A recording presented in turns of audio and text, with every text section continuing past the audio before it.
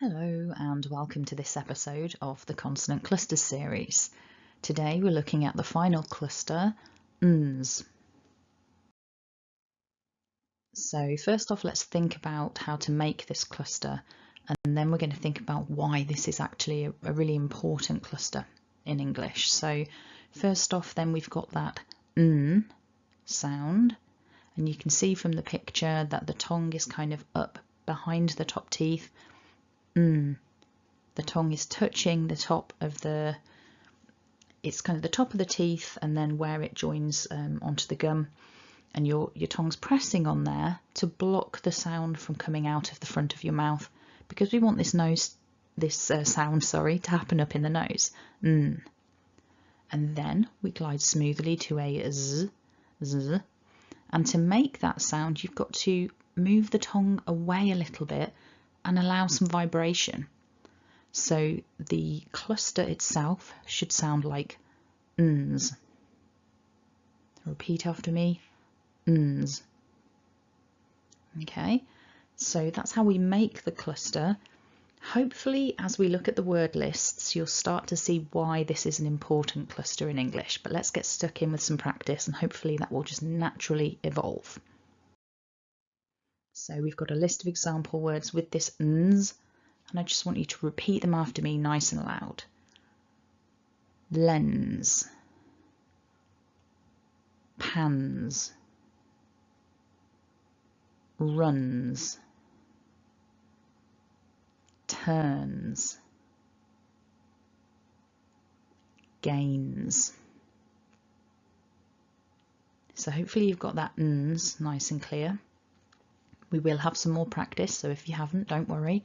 But looking at that list of words, hopefully what you can see is a pattern to the type of word we're dealing with. So, for example, runs and turns are probably going to be verbs. He, she runs. He, she turns. So they're third person singular verbs. Turn, turns, run, runs. So that's a pattern that occurs very often. Basically, anytime you've got a verb that ends in a n sound, the third person singular, although it's written with an S, it will be pronounced with a Z. So this is a really good pattern that you can memorise. With the second word on this list, pan. Pan is a noun.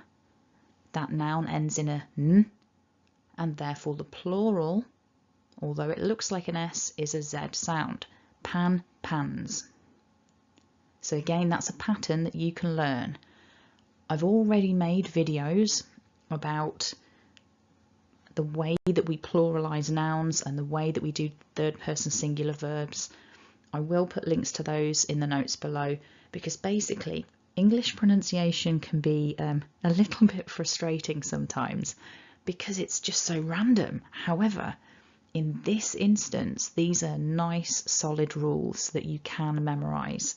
And given that English pronunciation is a bit kind of unpredictable, it's lovely when we find a concrete rule that you can memorise, because it makes life easier, doesn't it? So you know from this point forward that if you've got a singular noun that ends with an n sound, that you want to pronounce that S as a Z.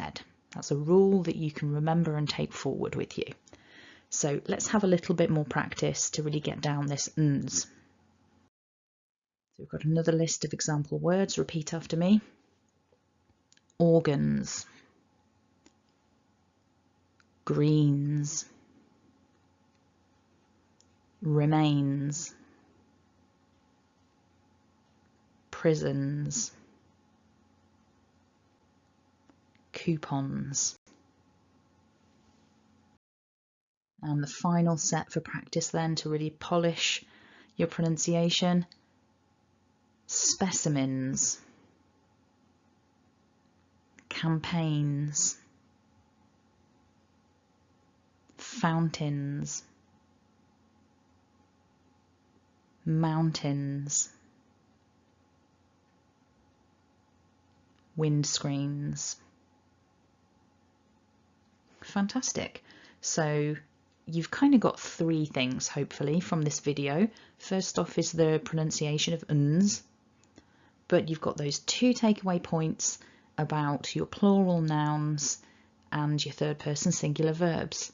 So as I said at the beginning, this is quite a useful cluster to practice because you are going to encounter it all the time. You're probably going to start seeing it everywhere now that we've raised it in your awareness. So if you found that useful, go ahead and hit like and don't forget to subscribe to the channel. If you want to work with other clusters, then check out the playlist. And of course, feel free to leave me a comment below if you've got any questions you want to ask about this particular cluster, or indeed if you've got requests for videos that you would find useful in the future. Leave those in the comments and I will add them to my list of things to do. Thanks for watching and have a lovely day.